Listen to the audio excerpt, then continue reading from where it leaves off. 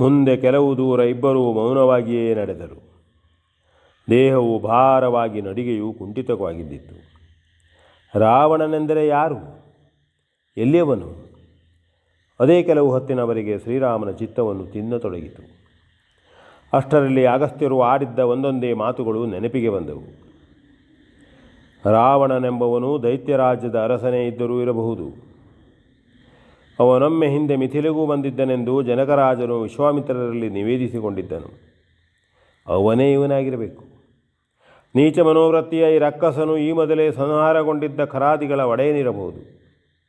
ಹಿಂದೆ ಅಯೋಧ್ಯೆಯವರೆಗೂ ಬಂದಿದ್ದು ಅಲ್ಲಿ ಅನರಣ್ಯನನ್ನು ಚಿತ್ರಹಿಂಸೆಗೆ ಗುರಿಪಡಿಸಿದವನು ಇವನೇ ಇದ್ದರೂ ಇರಬಹುದು. ತನಗಿರುವ ವಿಶೇಷವಾದ ವರದ ಬಲದಿಂದ ಪ್ರಬಲನಾಗಿ ಇನ್ನೂ ಸಾಯದೆ ಮನಬಂದಂತೆ ವರ್ತಿಸುತ್ತಿರಬೇಕು.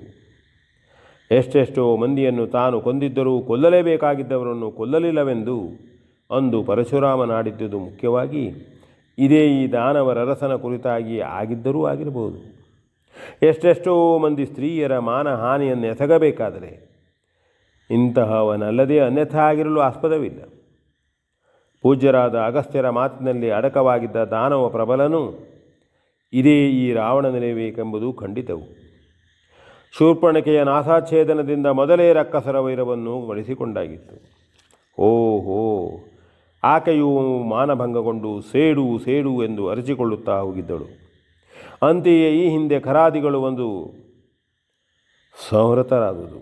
ಆದರೆ ಮತ್ತೆ ಆಕೆಯನ್ನು ಅಲ್ಲಿ ಯಾರೂ ನೋಡಿರಲಿಲ್ಲ. ಅವಳಾದರೂ ಎಲ್ಲಿ ಹೋಗಿರಬಹುದು? ಸೇಡು ತೀರಿಸುವ ಉದ್ದೇಶದಿಂದ ಆಕೆಯು ಖರಾದಿಗಳ ಮರಣ ವಾರ್ತೆಯೊಂದಿಗೆ ಈ ರಾವಣನಲ್ಲಿಗೆ ಹೋಗಿದ್ದರೂ ಹೋಗಿರಬಹುದು.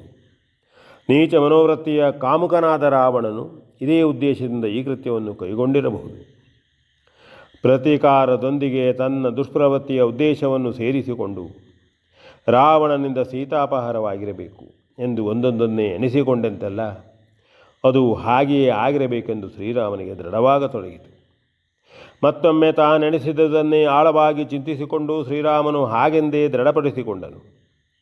ಅಂತೆಯೇ ರಕ್ಕಸರ ಈ ಪ್ರತೀಕಾರಕ್ಕೆ ತನ್ನ ಸೀತೆಯು ಬಲಿಯಾಗಬೇಕಾಯ್ತಲ್ಲ ಎಂದು ದುಃಖವು ಮಿತಿಮೀರತೊಡಗಿತು.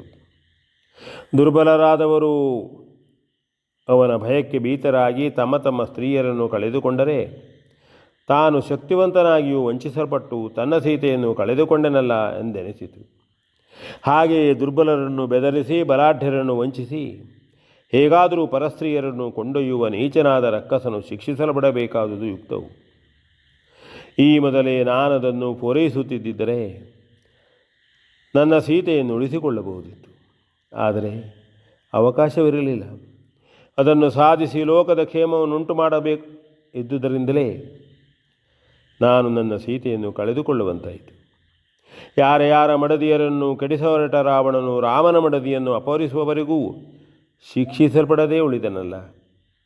ಇನ್ನೀಗ ಅವನನ್ನು ಶಿಕ್ಷಿಸುವುದಾದರೂ ಹೇಗೆ? ಸೀತೆಯನ್ನು ಎಲ್ಲಿಟ್ಟಿರಬಹುದು? ಕೊಂದರೂ ಕೊಂದನೆ. ಒಂದು ವೇಳೆ ಹಾಗೆಯೇ ಆಗಿದ್ದರೆ ಇನ್ನು ಸೀತೆಯ ಮುಖವನ್ನು ಕಾಣುವುದಕ್ಕಿಲ್ಲ. ಇನ್ನೂ ಅವಳ ಪ್ರಾಣ ಉಳಿದಿರುವುದಾದರೆ ಅವಳನ್ನು ದುಸ್ಸಹವಾದ ನಿರ್ಬಂಧದಲ್ಲೇ ಇಟ್ಟಿರಬೇಕು. ಬಗೆ ಬಗೆಯ ಪ್ರಲೋಭನಗಳನ್ನು ತಂದೊಡ್ಡಿ ಮರುಳು ಮಾಡಿ ಕೊನೆಯಲ್ಲಿ ಬೆದರಿಸಿಯೂ ಅವನು ಜಾನಕಿಯನ್ನು ಕೆಡಿಸಲು ಪ್ರಯತ್ನಿಸದಿರಲಾರನು. ಆದರೆ ನನ್ನ ಸೀತೆಯು ಅಂತಹ ಯಾವುದಕ್ಕೂ ಮನಸೋರುವಳಲ್ಲ, ಬೆದರತಕ್ಕವಳಲ್ಲ. ಪ್ರಾಣವನ್ನೇ ಆದರೂ ಅರ್ಪಿಸಿ ನೀತಿಯನ್ನು ಉಳಿಸಿಕೊಳ್ಳಬಲ್ಲಳು, ವಿನಾ ಅನ್ಯಥಾ ವರ್ತಿಸಲಾರಳು. ಸತೀ ಧರ್ಮದ ಎಲ್ಲ ರಹಸ್ಯವನ್ನು, ಅದರ ನಡವಳಿಯನ್ನು ಪೂರ್ಣವಾಗಿ ಅರಿತವಳು. ಮೇಲಾಗಿ ಅನುಸೂಯಾದೇವಿಯವರಿಂದ ಉಪದೇಶಿಸಲ್ಪಟ್ಟವಳು. ಎಂದಿಗೂ ಅದನ್ನು ಮೀರಿ ನಡೆಯಳು. ಅಸಹಾಯಕಳಾಗಿದ್ದ ಅವಳನ್ನು ಬಲಾತ್ಕರಿಸಿಯೇ ಆ ದುಷ್ಟನ್ನು ಎತ್ತಿಕೊಂಡು ಹೋಗಿರಬೇಕು. ಆಗ ಅವಳು ಗೋಳಿಟ್ಟು ಒತ್ತಿರಬಹುದು. ಅದನ್ನು ಕೇಳಿಯೇ ಜಟಾಯುವು ಆ ನೀಚನನ್ನು ಎದುರಿಸಿರಬಹುದು. ಅದೇ ಉದ್ಯೋಗದಲ್ಲಿ ಪುಣ್ಯಾತ್ಮನಾದ ಜಟಾಯುವು ಪಾಪ ಜೀವವನ್ನೇ ತೆತ್ತನು. ಆದರೂ ಜಾನಕಿಯನ್ನು ಬಿಡಿಸಿಕೊಳ್ಳಲಾಗಲಿಲ್ಲ. ನಿಶ್ಚೇಷ್ಟಿತನಾಗಿದ್ದ ಜಟಾಯುವು ಬಿದ್ದು ಹೋದ ಮೇಲೆ ಯಾವ ಆತಂಕವೂ ಇಲ್ಲದೆ ಸೀತೆಯನ್ನು ಎತ್ತಿಕೊಂಡೇ ಹೋಗಿರಬೇಕು. ನನ್ನ ಸೀತೆಯು ಎಂದಿಗೂ ನೀತಿಯನ್ನು ಸಜೀವವಾಗಿ ತೊರೆಯಲಾರಳು. ಎಲ್ಲ ಪ್ರಯತ್ನವೂ ನಿಷ್ಫಲವಾದ ಮೇಲೆ ಪ್ರಾಣವನ್ನೇ ಅರ್ಪಿಸಿಯಾದರೂ ಸತೀತ್ವವನ್ನು ಉಳಿಸಿಕೊಂಡಾಳು. ಅಲ್ಲದೆ ಬೇರೆ ಯಾವ ಕಾಮನೆಗಳಿಗೂ ತುತ್ತಾಗಲಾರಳು. ಆ ರೀತಿಯಲ್ಲಿ ಆಸೆಗೆ ಮನಸೋಲುವ ಸ್ವಭಾವದವಳು ಜಾನಕಿ ಅಲ್ಲ. ಅದು ಹೌದು. ಆದರೆ ಬೇಡವೆಂದರೂ ಕೇಳದೆ ಆ ಮಾಯಾಮೃಗವನ್ನು ಕಂಡು ಆಕೆಯು ಆ ರೀತಿ ಭ್ರಾಂತಿಗೊಂಡುದೇಕೆ? ಆ ಭ್ರಾಂತಿಗೆ ಯಾವ ಹಿನ್ನೆಲೆ ಇರಬಹುದು? ಅರಮನೆಯ ಭೋಗ ಭಾಗ್ಯಗಳ ನೆನಪಾಗಿರಬಹುದೇ?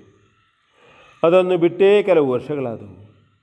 ಈವರೆಗೂ ಹಾಗೆ ನೆನೆಸಿಕೊಂಡದ್ದು ಕೂಡ ಕಂಡು ಬರಲಿಲ್ಲ. ಮೇಲಾಗಿ ಆಶ್ರಮ ಜೀವನವೇ ಅಭ್ಯಾಸವಾಗಿತ್ತು. ಮತ್ತೇನಾಗಿರಬಹುದು? ಯಾವುದೋ ಒಂದರ ಕೊರತೆಯೂ ಆಕೆಯ ಮನಸ್ಸಿನಲ್ಲಿ ಅತೃಪ್ತಿಯನ್ನು ಹುಟ್ಟಿಸಿರಬೇಕು. ಅದು ಮೃಗದಲ್ಲಿ ಕಂಡು ಅದರಿಂದ ಆಕರ್ಷಿಸಲ್ಪಟ್ಟಿರಬೇಕು. ಆ ಜಿಂಕೆಯಲ್ಲಿ ಅಂತಹ ವಿಶೇಷವೇನಿತ್ತು? ಆದರೆ ಅದು ಸುಂದರವಾಗಿದೆ ಎಂದೇ ಹೇಳುತ್ತಾ ಆಕೆಯು ಅದನ್ನು ಹಿಡಿದುಕೊಳ್ಳುವಂತೆ ನನ್ನನ್ನು ಒತ್ತಾಯಿಸಿದ್ದು ಹಾಗಾಗಿ ಸೌಂದರ್ಯದ ಕೊರತೆಯೆಂದೇ ಎನಿಸಿರಬಹುದೇ? ಮೃಗದ ರೂಪವೇ ಅವಳ ಚಿತ್ತವನ್ನು ಸೆಳೆದಿದ್ದುದರಿಂದ ಹಾಗೆಯೇ ಎನಿಸಬೇಕಾಗಿದೆ. ಸೌಂದರ್ಯದ ಕುರಿತಾಗಿಯೇ ಅವಳ ಮನಸ್ಸು ಯಾವುದೋ ಭಾವವನ್ನು ತಳೆದಿರಬೇಕು. ಪತಿಪರಾಯಣೆಯಾದ ಸೀತೆಯು ನನ್ನ ಪತಿಯ ಚೆಲುವಿಕೆಯ ಕುರಿತು ಅನ್ಯಥಾ ಭಾವಿಸತಕ್ಕವಳಲ್ಲ. ತನ್ನ ರೂಪವೂ ತನ್ನ ಪತಿಯು ಸದಾ ಮೆಚ್ಚುವಂತೆಯೇ ಇದೆ ಎಂದು ತಿಳಿದಿದ್ದಳು. ಅಂತೆಯೇ ಆ ಕುರಿತು ಹೆಮ್ಮೆ ಪಡುತ್ತಲೂ ಇದ್ದಳು. ಯಾರಾದರೂ ಆಕೆಯ ಚೆಲುವಿಕೆಯನ್ನು ಕಡಿಮೆಯೆಂದೇ ಹೇಳಿರಬಹುದೇ? ಯಾರು ಹೇಳುವವರು? ಋಷಿಗಳು, ಋಷಿಪತ್ನಿಯರು ಈ ಮಾತನ್ನು ಆಡಲಾರರು. ಲಕ್ಷ್ಮಣನಂತೂ ಹೇಳಲೇ ಆರನು. ಮತ್ತೆ ಯಾರು? ನಾನೇ ಎಂದಾದರೂ ಆಡಿದ್ದಿದೆಯೇ? ಛೇ, ಅದೂ ಇಲ್ಲ. ಓ, ಶೂರ್ಪಣಖೆಯು ಪ್ರಣಯಾರ್ಥೆಯಾಗಿ ಬಂದಿದ್ದಾಗ ಅತ್ಯಂತ ಲಾವಣ್ಯವತಿಯಾಗಿಯೇ ಬಂದಿದ್ದಳು. ಅವಳಲ್ಲಿ ನಾನು ವಿನೋದಕ್ಕಾಗಿ ನಿನ್ನ ರೂಪಕ್ಕೆ ಸವತಿತನವು ಸರ್ವತಾ ತಕ್ಕುದಲ್ಲ ಎಂದು ಮುಂತಾಗಿ ಆಡಿದ್ದೆನು. ಅದನ್ನು ಸೀತೆಯೂ ಕೇಳಿದ್ದಳು. ಬಂದಿದ್ದ ಶೂರ್ಪಣಖೆಯಲ್ಲಿ ನಾನೇ ನಿನ್ನ ರೂಪಕ್ಕೆ ಸವತಿತನ ಎಂದಾಗ ಆ ಮಾತು ಸೀತೆಯ ಹೃದಯದಲ್ಲಿ ಪರಿಣಾಮವನ್ನು ಬೀರಿರಬಹುದೇ?